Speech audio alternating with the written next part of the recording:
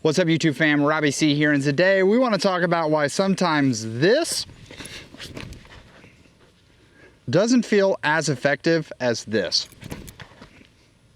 But before I dive in, we have to ask the most important question of the day. How you doing today, Mark? You having a good one? Catch me if I fall.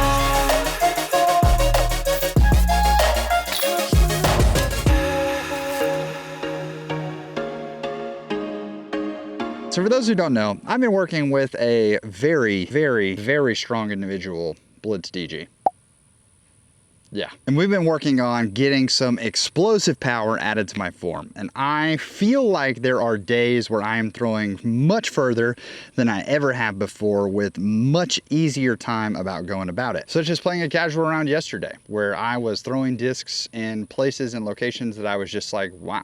I guess I can't throw a distance driver at this. I have to throw a fairway now, or I can't throw a mid at this anymore because I have to throw a putter. But even leading into the Discmania Creators Challenge, I had days where I really did feel like that distance was there. And then I have other days where my distance feels just a little off. Now, everybody goes through distance struggles and ups and downs, and I've heard lots of people say when they're in the middle of a round, I'm just kind of throwing kind of far today. And I think that happens, and there are a multitude of reasons that that may be happening, but I really think one of the biggest reasons that we struggle for this ebb and flow of distance is at times, I think that we are letting ourselves believe in the wrong part of our form to shine that's giving us this false sense of distance, and sometimes we just aren't ready for all of the levers to be firing, and we need to dial them back, which is exactly where I find myself in more often than not. But let's talk about what those levers mean. Now, in the opening section of the video, I threw Cigarras. This is a 7-speed fairway driver that I have really been loving and digging. I think it feels really fantastic in the hand. And the Cicada has been one of my favorite discs as of late to recommend for a multitude of people. So it's nice to have a similar hand feel while also getting a very different flight. The disc that I threw in talking about how sometimes you feel a little off was a Star Destroyer. And I'll tell you that when I went to go pick them up walking to this location, the Star Destroyer was only about 15 feet farther than the 7-speed Cigarra. And the standstill Cigarra was farther than the run-up Cigarra. Now, this is a real issue that I think a lot of people run into, and when they start leaning into standstills quite a bit, I think they're experiencing that they have way more power available to them than they're giving themselves credit for. I truly believe that it all comes down to timing. Now, what do we mean by timing? Timing is your body naturally falling into positions all throughout the throw. This is a very athletic motion, the idea of throwing a disc. This is why when people get introduced to the sport, if they have a sports background, most often they can pretty quickly pick up a disc and start getting that 250 to 300 foot distance that several people watching these videos and several people out there in your local courses have struggled to hit over years of playing. This is not meant to be a slam on people who are struggling to get that 300 foot mark. I just want to prove that our hobby is much more of a sport than I think even some people who do it give credit for. If timing is the body's ability to get into the correct positions at the correct time, which really does create this timing window, then there must be ways that we can throw off our timing. Because with proper timing, your body has enough sort of power locked within it and the biomechanics that exist that it's going to be able to find some level of success. Other things we do, such as having some more fluid muscles and hitting deeper or more powerful positions, is going to increase the potential of that timing, but it all comes down to timing nonetheless. So if good disc golf form comes down to proper timing, which is proper positions at the right time, what's throwing us off? Well, as my good friend Mr. Gump would say, Mama told me to keep running.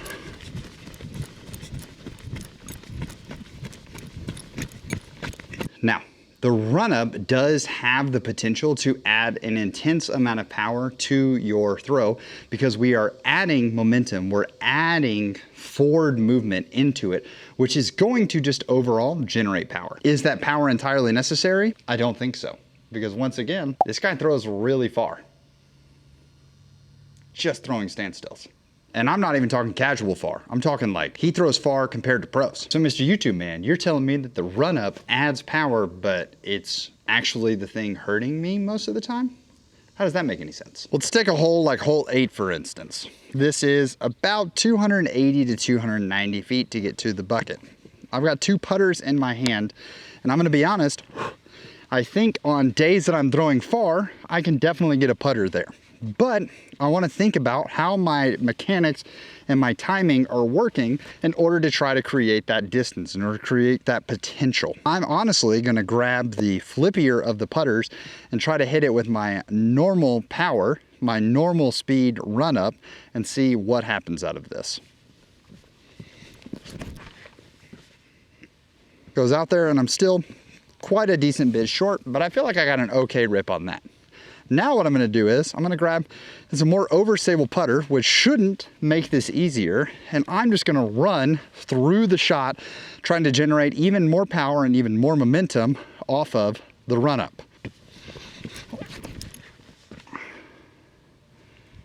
Did I aim it in the right direction? Absolutely not. Did I throw it farther than I threw the first one? Absolutely. But I can almost guarantee that my form while in the faster run-up looked worse and is worse than my form in the slower one. But Mr. YouTube Man, it went farther, so why does that matter? As someone recently commented on my buzz battles, the hard part is that I somewhat have an inconsistent release point, which makes disc comparisons pretty tough. And on the days where I'm so focused on adding power via the run-up, I lose the consistency that you get by creating this slower, cleaner form that gives you more consistent timing. But Mr. YouTube Man, sometimes I want to hit the boomstick. I mean, I feel like Brad Pitt in Moneyball. You gonna make me point at him again? So what's the solution then? If you want me to eliminate the run-up, but I don't want to become like instantly worse at it, what do you want me to do, Robbie? What do you want me to do? It's the best part about this game. When you walked out to the course today, you probably had the intention of scoring well. But if we want to get better along the way, we don't have to go to a field to practice these things. While you're in the short term of feeling like, hey, I may be losing power, don't throw the putter at the hole. Throw the mid-range. You can step up with the mid-range, have the ability to get my feet in the right position, because once again, I'm trying to create proper timing. So by not running into it, I want to get in the right positions at the right time. That's what timing's all about. So I'm going to make sure that my feet start in the right positions. I'm going to make sure that my upper body gets in the right positions, and then hopefully, let's see, that's aimed in the wrong direction. And with a standstill, we're down there in the circle. That was the most overstable of the 3 options that we brought. Let's try again. That one we didn't hit as clean, and we'll try the dune.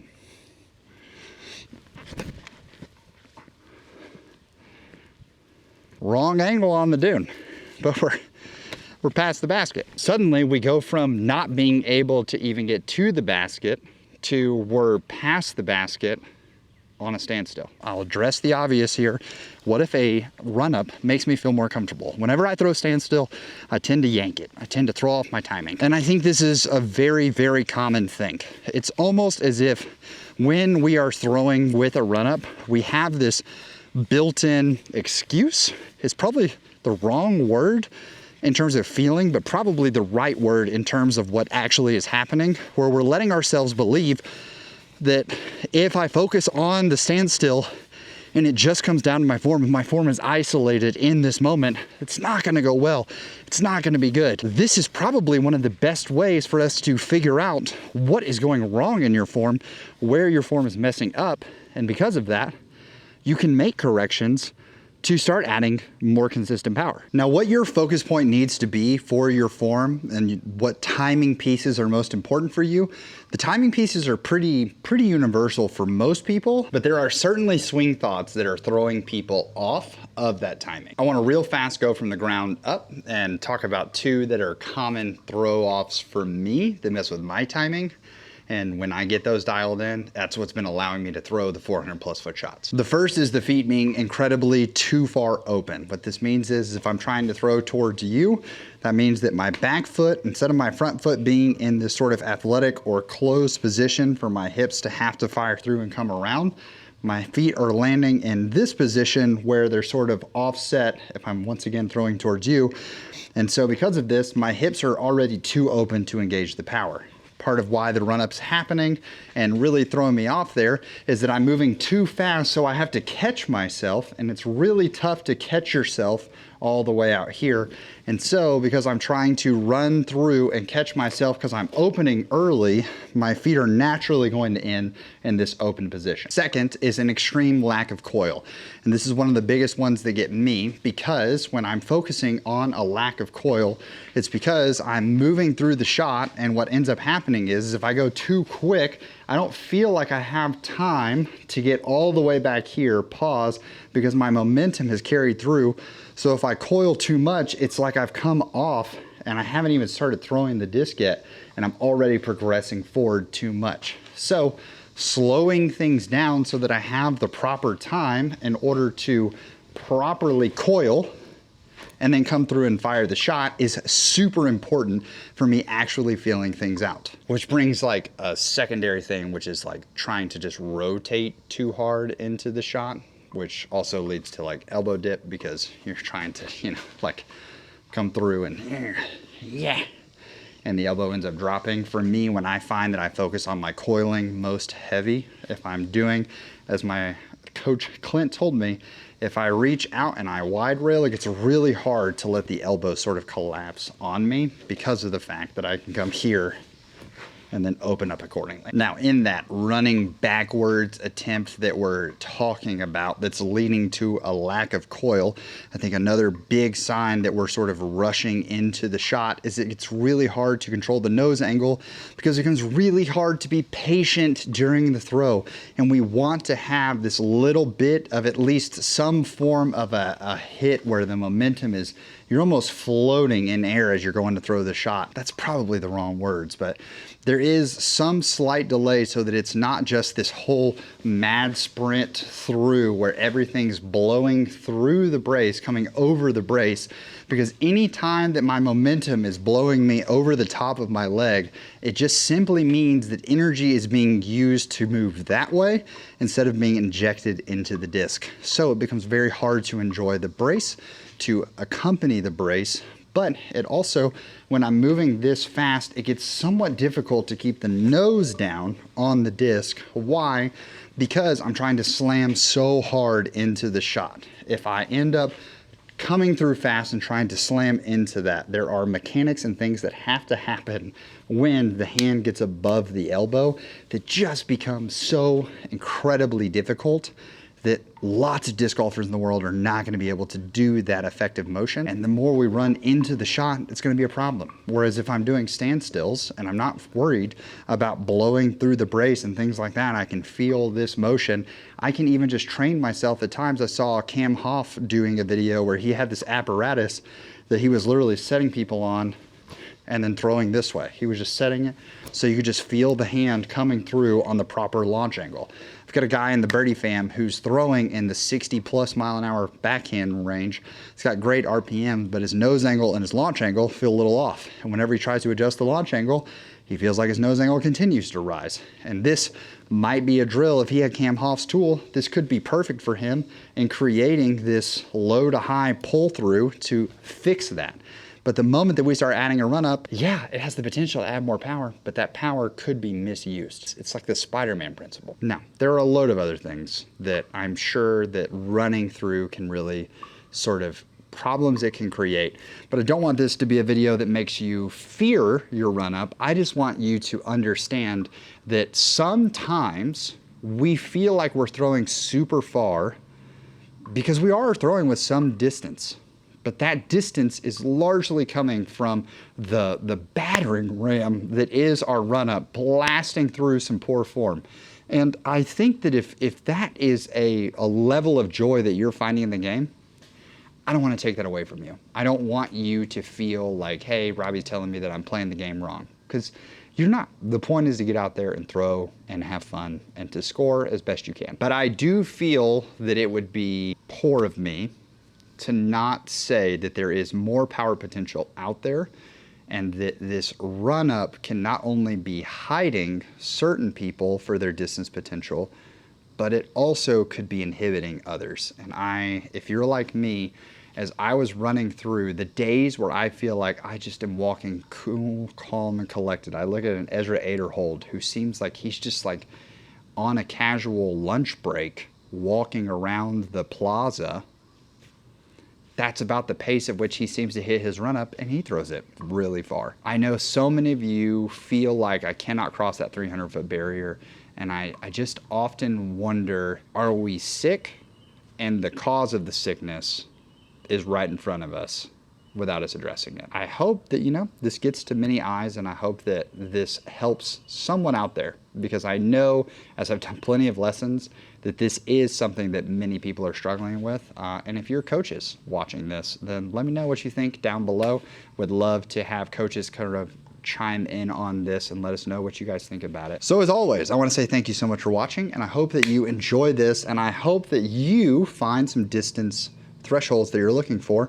And like I said, don't be afraid to embrace the standstills for a little while and sort of not focus on, I think one of the big things that cause people to yank is that you go to the standstill and put all these expectations on the shot of, oh, hope this goes well, hope this goes well. So then we go to watch the shot and then we're yanking them right because things are just moving. We don't have the momentum and all of that. And so we're looking for the shot, which causes our head to pull forward, which causes our chest to pull forward. And then we're yanking the shots left and right. So trust the standstill, lean into it. Here we go. We're firing. Fire the shot, and then we come around and we let our head look afterwards. Disc up. Have some fun with it. Thank you so much for watching. Hope you have an amazing rest of your day. Please make it fantastic for someone else too. But for now, we're going to leave you with the birdie.